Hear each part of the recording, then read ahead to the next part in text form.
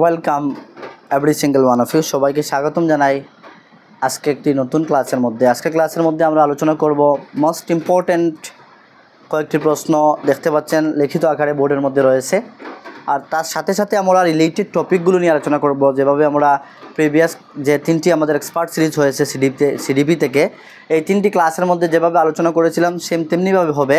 কিন্তু আরেকটি কথা হচ্ছে, যে পয়েন্টের উপরে আলোচনা করা হয়ে গিয়েছে এই পয়েন্ট আর আলোচনা হবে না। অর্থাৎ আপনারা দেখতে পাবেন যে প্রিভিয়াস ইয়ার আমি বলেছিলাম 2024 অবধি পর্যন্ত, 11 থেকে নিয়ে 24 অবধি পর্যন্ত আলোচনা করব।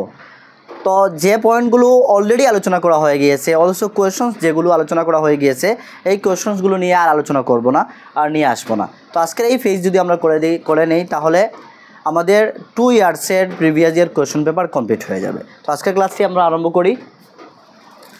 আপনারা দেখতে পাচ্ছেন নাম্বার 1 কোয়েশন হচ্ছে আজকের, self regulation of learners refers to. Self regulation কি রেফার্স করে, কি বোঝায় সেলফ রেগুলেশন? আমরা এই কথাটাকে যদি আমরা বুঝতে চাই তাহলে বুঝতে পারবো সেলফ রেগুলেশন মিনস হচ্ছে নিজেকে রেগুলেট করা। তো এই জায়গার মধ্যে দেখবেন আনসারের মধ্যে অনেকগুলো অপশন আসবে, যে নিজেকে রেগুলেট করা, নিজেকে লিডারশিপের দিকে নিয়ে যাওয়া। অ্যাকচুয়াল কথা হচ্ছে, আসল আমরা যে এই প্যাডাগজি পড়ছি, প্যাডাগজি রিলেটেড কিসের জন্য? লার্নিংয়ের সাথে রিলেটেড। তো যে জায়গার মধ্যে এই কথাটি আসবে যে মনিটরিং ফর লার্নিং, দেখতে পাচ্ছেন আনসার কি আমাদের কি রয়েছে, their ability to monitor their learning. যে জায়গার মধ্যে লার্নিংয়ের কথা আসবে আর মনিটর করছে কি, লার্নিং মনিটর করছে, তখন এই আনসারটি কারেক্ট হবে। মনে রাখবেন কথাটি। তো আমাদের আনসার কি হবে, যে সেলফ রেগুলেশন। সেলফ রেগুলেশন এর মধ্যে থেকে আমি 2-3টি কথা বলি, এই জায়গায় 2-3টি পয়েন্ট আসতে পারে। লেভ বাইগোটস্কি তিনি বলেছেন যে একটি শিশুর 3 ধরনের স্পিচ হয়, প্রাইভেট স্পিচ, সাইলেন্ট স্পিচ, এরপর উনি বলছেন সোশ্যাল স্পিচ নাম্বার 1, তারপরে private speech and silent inner speech. এই 3টি স্পিচ দিয়েছেন ল্যাঙ্গুয়েজের উপরে লেভ বাইগোটস্কি। তো তিনি বলেছেন যে প্রাইভেট স্পিচ ওই স্পিচকে বলা হয় যে স্পিচ বাচ্চারা নিজেদের সাথে কথা বলে রেগুলেট করার জন্য। এই জায়গায় আসবে যে মনিটর দেয়ার ওন লার্নিং, তাদের লার্নিং নিজেকে রেগুলেট করার জন্য তারা নিজের সাথে কথা বলে। আর এই প্রাইভেট স্পিচকে অ্যাকর্ডিং টু পিয়াজেট উনি বলেছেন ইগোসেন্ট্রিক স্পিচ, অর্থাৎ তারা নিজের সাথে নিজে কথা বলে। যখন আমরা দেখেছি অনেকটা শিশু কী করে, একটি পাজলস যখন সলভ করে, পাজলস সলভ করার সময় তারা অনেক কিছু পয়েন্ট দেখতে গিয়ে বলে ব্লু পার্টটি কোথায়, নীল পার্টটি কোথায়। পেন নিয়ে যখন খেলা করে বা কিছু নিয়ে খেলা করে তখন নিজের সাথে কথা বলে, তাকে প্রাইভেট স্পিচ বলেছেন বাইগোটস্কি, অ্যান্ড পিয়াজেট বলেছেন তাকে ইগোসেন্ট্রিক স্পিচ। এই জায়গা থেকে 2টি প্রশ্ন ক্রিয়েট হয়, আপনারা এই 2টি পয়েন্ট মনে রাখবেন। তারপর আমরা দেখি নেক্সট কোয়েশন কি। এখন আর বেশি আলোচনা করার প্রয়োজন হবে না, কেননা যে পয়েন্টগুলো অলরেডি আলোচনা করা হয়ে গিয়েছে অ্যান্ড কনসেপচুয়াল ক্লাসেস রয়েছে, আপনারা প্লেলিস্টে গিয়ে দেখতে পারেন। ভিডিও ডেসক্রিপশনে আমি লিঙ্ক দিয়ে দেবো, আপনারা দেখতে পারেন যে বা যারা নতুন ওয়াচ করছেন। Which of the following statements is true about learning? Learning সম্পর্কে নিচের কোনটি স্টেটমেন্ট শুদ্ধ? তো 4টি অপশন ছিল, তার মধ্যে থেকে আমি শুদ্ধ স্টেটমেন্টটি নিয়ে এসেছি, কিন্তু স্টেটমেন্ট নিয়ে আলোচনা করব, আমরা বুঝবো কেন শুদ্ধ হয়েছে। Learning is effective in an environment that is emotionally, এই পয়েন্টগুলো মনে রাখবেন, emotionally positive and satisfying for the learners. এই 2টি কথা মনে রাখবেন। এই 2টি কথা হচ্ছে মেন কি পয়েন্ট, যে আনসার কারেক্ট হওয়ার কি পয়েন্ট। আমাদের প্রশ্ন কি করেছে, which of the following statement is true about learning? Learning সম্পর্কে নিম্নে দেওয়া অপশন থেকে কোন অপশনটি সত্য কথা, কোন কথাটি সত্য, কোন স্টেটমেন্টটি সত্য? তো আনসার কি হবে, আনসার হবে learning is effective in an environment that is emotionally positive. অর্থাৎ কাদের কথা বলা হচ্ছে, এই জায়গায় লার্নার্সদের কথা বলা হচ্ছে, শিশুদের কথা বলা হচ্ছে, বাচ্চাদের কথা বলা হচ্ছে।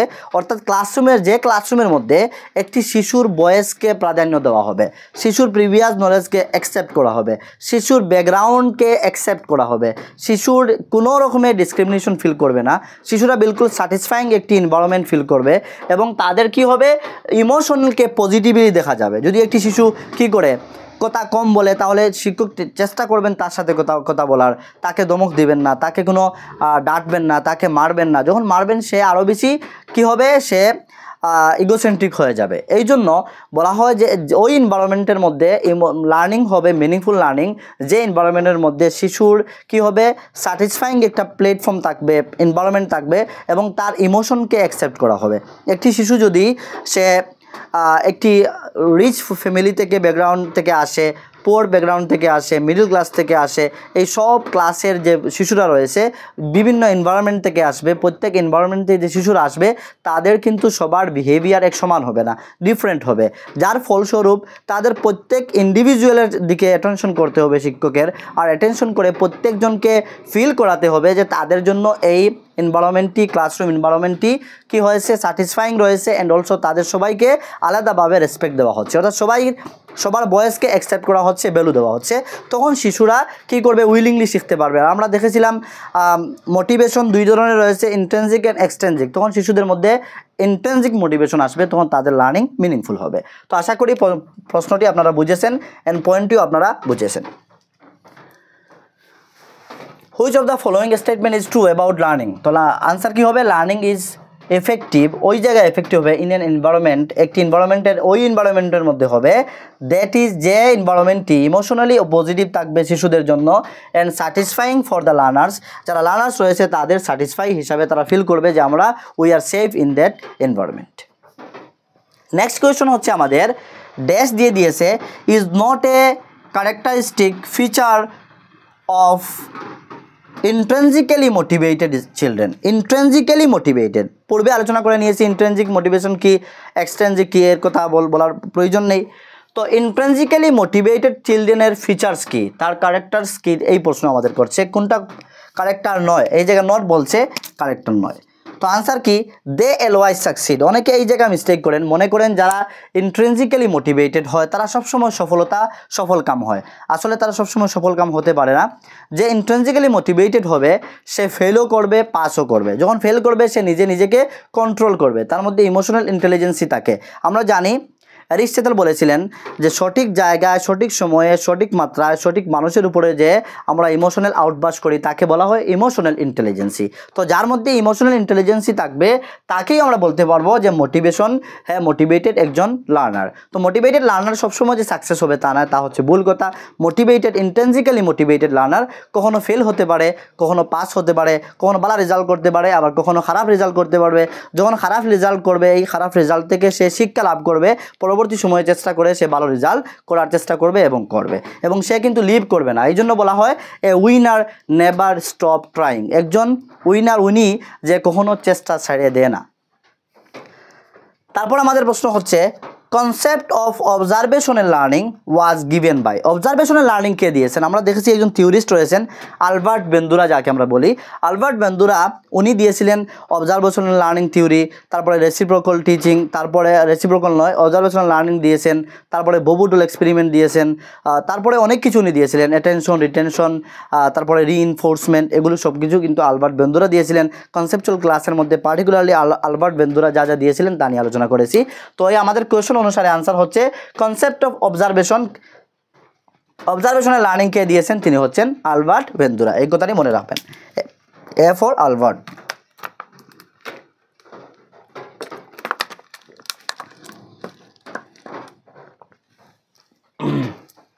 তারপর আমাদের কোয়েশ্চন হচ্ছে the statement men are generally more intelligent than women.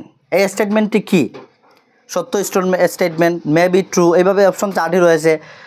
100% true, May be true, এই ধরনের অনেক কিছু রয়েছে অপশন। তার মধ্যে থেকে আমরা দেখব এই জায়গার মধ্যে men are generally more intelligent than women বলা হচ্ছে সাধারণভাবে পুরুষ মানুষরা ওয়েমেন থেকে কি হয়, ইন্টেলিজেন্ট, জেনারেলি স্বাভাবিকভাবে ইন্টেলিজেন্ট বেশি থাকে। এই কথাটি আসল হচ্ছে জেন্ডার বায়াস।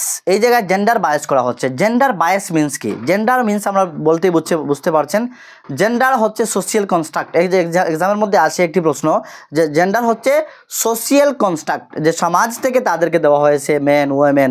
আর যদি বলা হয় সেক্স হচ্ছে যে বায়োলজিক্যাল তাদের বা মানে মেডিকেল সায়েন্স দেওয়া হচ্ছে, মেডিকেল সায়েন্সের দ্বারা তাদেরকে দেওয়া হচ্ছে যে male female, male sex female sex. আর জেন্ডার যে দেওয়া হয়েছে মেন ওয়েমেন, এগুলি কিন্তু সোসাইটি দিয়ে দিয়েছে, এই জন্য বলা হয় ম্যান এই gender is a social construct আর সেক্স হচ্ছে বায়োলজিক্যাল কনস্ট্রাক্ট, যা কি করেছে মেডিকেল সায়েন্স দিয়েছে, অর্থাৎ যা জেনেটিক্যালি একজন মানুষ পুরুষ মানুষ হয়ে অ্যান্ড অলসো ওমেন মানুষ হয়ে জন্মগ্রহণ করে। তো এই জায়গায় আমাদের মেন কথা কি হচ্ছে, মেন কথা হচ্ছে জেন্ডার বায়াস নিয়ে আলোচনা করতে হবে। জেন্ডার বায়াস কি আর জেন্ডার ফ্রি ল্যাঙ্গুয়েজ কি, এই জায়গা থেকে কি আসে, প্রশ্ন আসে। জেন্ডার বায়াস হচ্ছে যখন ক্লাসরুমের মধ্যে একজন শিক্ষক পার্টিকুলার কোনো একটি জাতির প্রতি, ওয়েমেন হোক মেন হোক, যখন পার্টিকুলার জাতিকে বেশি প্রাধান্য দেবেন তখন বলা হবে যে এই শিক্ষক কী করছেন, জেন্ডার বায়াস করছেন। কাদের দিকে, তিনি ওমেনকে বেশি গুরুত্ব দিচ্ছেন না, মেনকে দিচ্ছেন, অর্থাৎ মেনের দিকে জেন্ডার বায়াস হচ্ছে, অর্থাৎ মেনের দিকে তিনি দাবিত হচ্ছেন, ওমেনের জেন্ডার বায়াস হচ্ছে, ওমেন নিয়ে কথা বলছেন না। এজ এ টিচার হিসাবে ক্লাসরুমের মধ্যে তিনি সবাইকে সমানভাবে ট্রিট করতে হবে। তারপর তিনি জেন্ডার ফ্রি ল্যাঙ্গুয়েজ ইউজ করবেন। জেন্ডার ফ্রি ল্যাঙ্গুয়েজ কি, যেমন চেয়ারম্যান না বলে চেয়ারপারসন বলা হোক, চেয়ারম্যান বললে মেনের সাথে জেন্ডারটি ফিক্সড হয়ে যাচ্ছে, অর্থাৎ বোঝা যাচ্ছে যে এই চেয়ারের মধ্যে শুধু মেনরা পুরুষ মানুষরাই বসবে। কিন্তু দেখা যায় অনেক অনেক ইউনিভার্সিটিস রয়েছে, বড় বড় জায়গা রয়েছে, আমাদের বর্তমান রাষ্ট্রপতি রয়েছেন, তো বড় বড় জায়গায় ওমেনরা রয়েছেন। তো এই জায়গায় আমরা চেয়ারম্যান না বলে যদি চেয়ারপারসন বলি তাহলে জেন্ডার বায়াস হবে না, এই ল্যাঙ্গুয়েজকে বলা হয় জেন্ডার ফ্রি ল্যাঙ্গুয়েজ। সেম তেমনিভাবে ক্যামেরাম্যান, যেমন আমি এখন বর্তমানে ক্লাস করছি, ক্যামেরাম্যান না বলে আমি যদি বলি ক্যামেরা পারসন তাহলে জেন্ডার ফ্রি ল্যাঙ্গুয়েজ হবে। অর্থাৎ মনে রাখবেন এজ এ টিচার হিসাবে ক্লাসরুমের মধ্যে তিনি জেন্ডার ফ্রি ল্যাঙ্গুয়েজ ইউজ করতে হবে, তা হচ্ছে একজন টিচারের বৈশিষ্ট্য। আর দ্বিতীয়ত জেন্ডার বায়াস হচ্ছে কি, জেন্ডার স্টেরিওটাইপ এন্ড বায়াস, দুইটি কথা মনে রাখবেন। জেন্ডার স্টেরিওটাইপ হচ্ছে ট্রেডিশনালি যেগুলি কাজকে পার্টিকুলার জেন্ডারের সাথে যুক্ত করা হয়। যেমন মনে করেন একজন মহিলা মানুষ হলেই যে ঘরের কাজ করতে হবে, তার ট্রেডিশনালি কী করা হচ্ছে, ফিক্স করা হচ্ছে। আসলে তো একজন মহিলা মানুষ কী করতে পারে, জব করতে পারে। যদি ইসলাম ধর্ম থেকে বিলং করে, ইসলাম তো বলছে না যে জব করবে না, বলছে জব করতে পারবে, কিন্তু ইসলামের গণ্ডির মধ্যে থেকে পর্দা করে সে জব করতে পারবে। একজন পুরুষ মানুষ যে শুধু জব করবে রান্না করবে না তাও বলছে না, আপনি গড়ে গিয়ে রান্না করতে পারবেন। আমরা যদি বিশ্বনবী সাল্লাল্লাহু আলাইহি ওয়াসাল্লামের জীবনী দেখি, উনি কী করতেন, বাইরে থেকে রোজগার করে এসে গড়ের মধ্যে উনি ওয়াইফকে, ওনার যারা জওজা মুবারাকা ছিলেন ওনাদেরকে কী করতেন, সাহায্য করতেন রান্নাবান্নার মধ্যে। তো আমরা যদি সত্যিকারের একজন মুসলিম হয়ে থাকি তারপর আমরা করতে পারি কাজ, গড়ের কাজ, কোনো অসুবিধা নেই। এই জায়গার মধ্যে বলছে যে পার্টিকুলার জেন্ডারের সাথে পার্টিকুলার যদি আমরা কোনো কাজকে ফিক্স করে দেই, এই ফিক্স করাকে বলা হয় জেন্ডার স্টেরিওটাইপ। আর পার্টিকুলার জেন্ডার মনে করেন এক্সাম্পল আসে যে একটি ছেলে কান্না করছে, তখন তার ঠাকুমা বলছেন মেয়েদের মতো কেন কান্না করছো, এই জায়গায় কি করছেন, তিনি জেন্ডার স্টেরিওটাইপ করছেন। মেয়েদের কান্না, শুধু মেয়েরা কি কান্না করতে পারবে, ছেলেরা করতে পারবে না, তার জেন্ডার বায়াসনেস হচ্ছে। তো আশা করি gender bias, gender stereotype, gender free language আপনারা বুঝেছেন। আর এই জায়গায় আরেকটি প্রশ্ন রয়েছে, রবিন বলে একজন থিওরিস্ট রয়েছেন, এই Robin theorist IQ gender free তিনি আইকিউ টেস্ট দিয়েছিলেন। অর্থাৎ এই জায়গায় কনসেপ্ট একটি রয়েছে, আমি পরবর্তী সময়ে যখন পয়েন্টটি আসবে আলোচনা করব। তারপর আমাদের কি হচ্ছে, the statement men's are generally more intelligent than women, তা কী হবে, শোস জেন্ডার বায়াস। তাতে কী দেখাচ্ছে, জেন্ডার বায়াস শো হচ্ছে, দেখাচ্ছে জেন্ডার বায়াসনেস। তারপর হচ্ছে আমাদের next question, which of the following does not reflect teaching for understanding, নিচের কোনটি রিফ্লেক্ট করছে না, টিচিং ফর আন্ডারস্ট্যান্ডিংয়ের জন্য রিফ্লেক্ট করছে না, ডাজ নট, দেখতে পাচ্ছেন থার্ড পারসন সিঙ্গুলার নাম্বার হওয়ার কারণে ডাজ নট হয়েছে। তো কি করছে না, রিফ্লেক্ট করছে না, তা কী হবে, আনসার আমরা দেখি, ইনেবল স্টুডেন্টস টু মেমোরাইজ, এগুলি হচ্ছে নেগেটিভ সিম্বল, মেমোরাইজ আইসোলেটেড, একা একা কী করবে, মুখস্থ করবে ফ্যাক্টসগুলো অ্যান্ড প্রসিজিওরসগুলো, রুলস নিয়মগুলো অ্যান্ড ফ্যাক্টসগুলো মুখস্থ করবে, তা কিন্তু কখনো পেডাগজি বলে না। মনে রাখবেন আইসোলেটেড করা, সেগ্রিগেশন করা, তারপরে মুখস্থ করা, তারপরে রিকল করা, ড্রিল, এই শব্দ সবটুকু হচ্ছে নেগেটিভ শব্দ। এই শব্দটুকু যে অপশনের মধ্যে আসবে এই অপশনটি আনসার হতে পারে না, যদি নোট দিয়ে দেয় তাহলে আনসার হবে। দেখতে পাচ্ছেন যেমন বলছে কি, which of the following does not reflect teaching for understanding, তা কি হচ্ছে এই অপশনটি হবে, যে অপশনের মধ্যে মেমোরাইজ রয়েছে, তারপরে আইসোলেটেড কথাটি রয়েছে, অ্যাকচুয়াল হচ্ছে গ্রুপ লার্নিং হতে হবে। অর্থাৎ আমরা জানি গ্রুপ লার্নিংকে বলা হয় সমবেশী শিক্ষা, গ্রুপ লার্নিং সবথেকে ইম্পর্টেন্ট হচ্ছে, আইসোলেটেড কোনো লার্নিং হবে না। তারপর আরেকটি কথা মনে রাখবেন, ইন্টিগ্রেটেড এডুকেশন থেকে ইনক্লুসিভ এডুকেশন বেটার, এই জন্য অপশন আসতে পারে স্কুলের মধ্যে প্রেজেন্ট সময়ে কোনটি ফলো করা হয়, তা হচ্ছে ইনক্লুসিভ এডুকেশন পড়া করা হয়। তারপর নেক্সট আমাদের এক্সাম্পল কি, নেক্সট কোয়েশ্চন হচ্ছে, the main purpose of assessment should B, assessment নিয়ে আলোচনা করতে হবে, যেহেতু অ্যাসেসমেন্ট পূর্বে আসেনি, এখন অ্যাসেসমেন্ট এসেছে। অ্যাসেসমেন্ট কি, এভালুয়েশনের পার্ট হচ্ছে অ্যাসেসমেন্ট। এভালুয়েশন হচ্ছে মূল্যায়ন করা, অ্যাসেসমেন্টও সেম মূল্যায়ন করা। There are two types of assessment. Number one হচ্ছে summative assessment and formative assessment. Summative assessment হচ্ছে আমরা যে দেখেছি যে পেন পেপার টেস্ট যা নেওয়া হয় তাকে আমরা বলি সামেটিভ অ্যাসেসমেন্ট। অর্থাৎ একটি ওয়ান পিরিয়ড অফ টাইমের পর, যেমন হাফ ইয়ারলি এক্সাম রয়েছে, অ্যানুয়ালি এক্সাম রয়েছে, র্যাঙ্কিং করার জন্য, গ্রেড দেওয়ার জন্য, ফাইনাল আউটকাম বার করার জন্য যে এক্সামগুলো টেস্টগুলো নেওয়া হয় তাদেরকে বলা হয় সামেটিভ অ্যাসেসমেন্ট। আর ফরমেটিভ অ্যাসেসমেন্ট হচ্ছে শিক্ষা দান করার জন্য। যেমন মনে করেন ক্লাসরুমের মধ্যে শিক্ষক একটি পাঠ পড়ালেন, পড়ানোর পরই জিজ্ঞাসা করলেন যে বলো তো তুমি দাঁড়াও এই প্রশ্নের জবাব কী হবে, এই জায়গায় আমি কি আলোচনা করেছি। তখন এই জায়গায় কী করা হচ্ছে, জাজ করা হচ্ছে ঠিকই, কিন্তু জাজ করা হচ্ছে তাদের শেখানোর উদ্দেশ্যে। যখন ক্লাসরুমের মধ্যে শেখানোর উদ্দেশ্যে জাজ করা হয়, মূল্যায়ন করা হয়, তাকে বলা হয় ফরমেটিভ অ্যাসেসমেন্ট। আর যদি পেন পেপার টেস্ট নেওয়া হয়, যাকে র্যাঙ্কিং করার জন্য, গ্রেড দেওয়ার জন্য, তাদের আউটকাম বার করার জন্য, মার্কস দেওয়ার জন্য, ফলাফল দেওয়ার জন্য, তখন তাকে বলা হয় সামেটিভ অ্যাসেসমেন্ট। মনে রাখবেন। তো ফরমেটিভ অ্যাসেসমেন্ট, সামেটিভ অ্যাসেসমেন্টের মধ্যে আর অনেকটা প্রকার রয়েছে, যেমন assessment as learning, assessment in learning, assessment of learning, assessment for learning. Assessment as learning কি, যে লার্নিংয়ের মধ্যে ওই ধরনের অ্যাসেসমেন্টকে, ওই ধরনের মূল্যায়নকে অ্যাসেসমেন্ট অ্যাজ লার্নিং বলা হয়। যে লার্নিংয়ের মধ্যে কী করা হয়, সে নিজেকে মূল্যায়ন করে অথবা পির গ্রুপসের দ্বারা, তাদের ফ্রেন্ডসের দ্বারা তাকে কী করা হয়, মূল্যায়ন করা হয়। মনে করেন আপনি কপি আপনার ফ্রেন্ডসকে দিয়ে দিলেন যে দেখো তো ভাই আমার কপির মধ্যে কোনো মিস্টেক্স রয়েছে কিনা, আমার বানান শুদ্ধ হচ্ছে কিনা, তা হচ্ছে অ্যাসেসমেন্ট অ্যাজ লার্নিং। আর অ্যাসেসমেন্ট ফর লার্নিং হচ্ছে ক্লাসরুমের মধ্যে টিচার স্টুডেন্টের মধ্যে যা হয় শিক্ষা দান করার জন্য, তাকেও আমরা ফরমেটিভ অ্যাসেসমেন্ট বলি। আর অ্যাসেসমেন্ট ইন লার্নিং হচ্ছে মেটাকগনিশন। মেটাকগনিশন নিয়ে আর পূর্বে আলোচনা করবো যখন প্রশ্ন আসবে। মেটাকগনিশন মিনস হচ্ছে learning about learning, awareness about awareness, অর্থাৎ লার্নিং সম্পর্কে আবার লার্নিং করা। আর অ্যাসেসমেন্ট, সামেটিভ অ্যাসেসমেন্টের মধ্যে একটি মাত্র রয়েছে অ্যাসেসমেন্ট অফ লার্নিং। অর্থাৎ অ্যাসেসমেন্ট অফ লার্নিং হচ্ছে কি, মনে করেন এভাবে এক্সাম্পলের মধ্যে আসে যে একজন শিক্ষিকা উনি ওনার ছাত্রছাত্রীদেরকে নিয়ে কী করলেন, ফিল্ড ভিজিটে গেলেন। অর্থাৎ ফিল্ড ভিজিট কি, ফিল্ড ট্রিপে গেলেন। যখন ভ্রমণে গেলেন, ভ্রমণ থেকে আসার পর উনি ছাত্রছাত্রীদেরকে জিজ্ঞাসা করলেন বলো তো আমরা ভ্রমণে গিয়ে কী কী শিখেছি। দেখতে পাচ্ছেন শেখার পর, শেখানোর জন্য জিজ্ঞাসা করা হচ্ছে না, শেখার পর তাদের ফাইনাল আউটকাম জানার জন্য তাদেরকে জিজ্ঞাসা করা হচ্ছে, টেস্ট নেওয়া হচ্ছে, তা হচ্ছে অ্যাসেসমেন্ট অফ লার্নিং, যাকে আমরা সামেটিভ অ্যাসেসমেন্ট বলে থাকি। তো আশা করি অ্যাসেসমেন্ট থেকে আপনাদের কনসেপ্ট এই জায়গায় ক্লিয়ার হয়ে গিয়েছে।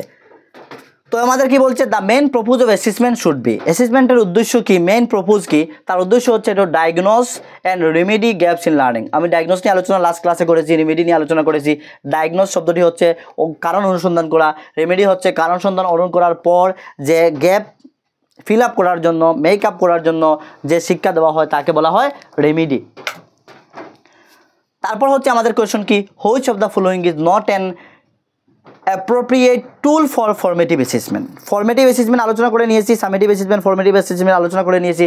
এখন বলছে কোনটি ফরমেটিভ অ্যাসেসমেন্টের অ্যাপ্রোপ্রিয়েট অর্থাৎ প্রপার টুল নয়, টুল কি এইড, সাহায্যকারী বস্তু নয়, তা কি, তা হচ্ছে টার্ম টেস্ট। আমি পূর্বে বলেছি টার্ম টেস্ট কী হয়, একটি ওয়ান পিরিয়ড অফ টাইমের পরে টার্ম টেস্ট নেওয়া হয়। আর টার্ম টেস্টের মধ্যে কী করা হয়, বাচ্চার আউটকাম জানা হয়, বাচ্চা কী জানলো, কী ফল আউটকাম করার জন্য, তার অ্যাচিভমেন্ট লেভেল কী রয়েছে তা জানার জন্য করা হচ্ছে, তা হচ্ছে ফরমেটিভ অ্যাসেসমেন্ট, নয় সামেটিভ অ্যাসেসমেন্ট। আর এই হচ্ছে আমাদের আনসার। আমাদেরকে বলছে which one of the following is not an appropriate tool for formative assessment. Formative assessment নয়, তা হচ্ছে টার্ম টেস্ট।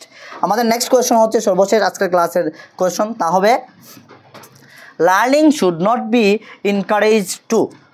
কীভাবে লার্নিং এনকারেজ করা যায় না, অর্থাৎ শিশুদেরকে উৎসাহিত করবেন না লার্নিংয়ের জন্য। Learning should not be encourage, উচিত নয়, তা হচ্ছে কি মেমোরাইজ। পূর্বে বলেছিলাম মেমোরাইজ নেগেটিভ ওয়ার্ড, মেমোরাইজ করতে দিবেন না। All the answers two questions which the teacher May ask, যে কোয়েশ্চন থেকে টিচার আস্ক করতে পারেন, মে আস্ক অর্থাৎ আস্ক করতে পারেন, সম্ভাবনা রয়েছে। আর সবটুকু আনসার আপনি শিখিয়ে দিলেন মুখস্থ করার জন্য। বলেন শিশুদেরকে একটি পাঠ পড়িয়ে যে লেসনের শেষে যে অনুশীলনের মধ্যে, এক্সারসাইজের মধ্যে কোয়েশ্চন আনসার রয়েছে সবগুলো শিখে আসবেন, তা কিন্তু অ্যাকচুয়াল লার্নিং নয়। Learning should not be encourage, এই ধরনের লার্নিং শিশুদেরকে এই ধরনের লার্নিং করার জন্য এনকারেজ করা উচিত নয়। এই ধরনের করবেন না এজ এ টিচার হিসাবে। টিচার শিশুদেরকে এমনভাবে পাঠ উপস্থাপন করবেন, এমনভাবে বোঝাবেন যাতে শিশুরা নিজে থেকে ক্রিয়েটিভিটি কী করে তাদের নিজে থেকে প্রশ্ন তৈরি করতে পারে এবং তৈরি করে শিখতে পারে। রেডিমেড কোনো কিছু যাদের শিশুদেরকে শেখানি না হয়, রিকল করে, মেমোরাইজেশন করে, এগুলি সব হচ্ছে নেগেটিভ ওয়ার্ড। মনে রাখবেন, পেডাগজি আমাদেরকে যেভাবে বলছে ওইভাবে আমাদেরকে অনুসরণ করে পড়তে হবে, শিখতে হবে। যখন এইভাবে আমরা কনসেপ্ট ক্লিয়ার করব, এক্সামে গিয়ে যে কোনো প্রশ্ন আমাদেরকে করো, প্রত্যেকটি প্রশ্নের জবাব দিতে পারবো। তো আমরা শুধু যে 10টি প্রশ্ন কভার করি তা নয়, একটি ক্লাসের মধ্যে 10টি প্রশ্ন কভার করি ঠিকই, কিন্তু সাথে আমরা আরও অনেকগুলো কনসেপ্ট এক্সপ্লেনেশনের সাথে সাথে অনেকগুলো প্রশ্ন আমরা কভার করি, অনেকগুলো কনসেপ্ট ক্লিয়ার করি। আর যে কনসেপ্টগুলো, যে প্রশ্নগুলো অলরেডি আলোচনা করা হয়ে গিয়েছে, এই প্রশ্নগুলো আমি কিন্তু আর নিয়ে আসবো না, বিলকুল সামনের দিকে অগ্রসর হব।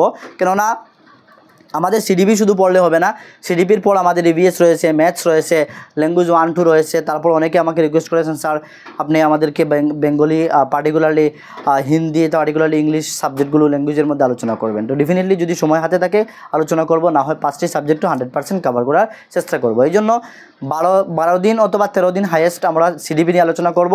তখন আমাদের সিডিপি শেষ হয়ে যাবে, অর্থাৎ বিলকুল কনসেপচুয়াল আন্ডারস্ট্যান্ডিংয়ের সাথে সাথে প্রিভিয়াস কোশ্চেন পেপার আমরা সলভ করব। আর পরবর্তী সময় আমরা নেক্সট সাবজেক্টে চলে যাব।